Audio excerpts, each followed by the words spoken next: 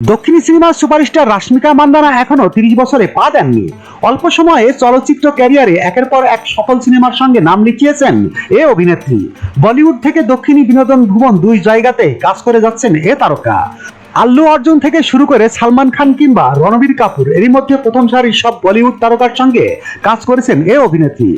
5 April 29 বছরে পদার্পণ করবেন রাশ্মিকা। জন্মের মাসের শুরুতে তার নতুন উপলব্ধি তৈরি হয়েছে। যদিও বয়স যত বাড়ে জন্মদিন নিয়ে উপলব্ধি পাল্টায়। যদিও রাশ্মিকা তেমন কিছুই হয়নি, তিনি নিজেকে নিয়ে ভীষণ খুশি।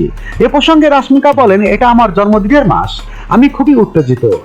আমি সবসময় শুনেছি যে বয়স যত বাড়ে জন্মদিন উদযাপনের আগ্রহ হারিয়ে ফেলে মানুষ, কিন্তু আমার ক্ষেত্রে ব্যাপারটা উল্টো। রাশ্মিকা আরো বলেন, বয়স যত বাড়ে জন্মদিন উদযাপনে তত বেশি উতলা হয়ে উঠি। বিশ্বাসই হচ্ছে না যে আমি এরই মধ্যে 29 বছরে পা রেখেছি। আমি আরো একটা বছর সুস্থ, সুখী এবং নিরাপদে কাটিয়ে দিলাম। উদযাপনের জন্য যথেষ্ট কারণটা। সম্প্রতি সিকান্দার সিনেমায় সালমান খানের বিপরীতে দেখা গেছে রাশ্মিকাকে। যদিও ছবি বক্স অফিসে সেভাবে প্রভাব ফেলতে পারেনি এই সিনেমা। ASBD 24 সত্য প্রকাশে প্রতিশ্রুতিবদ্ধ। চ্যানেলটি সাবস্ক্রাইব করুন।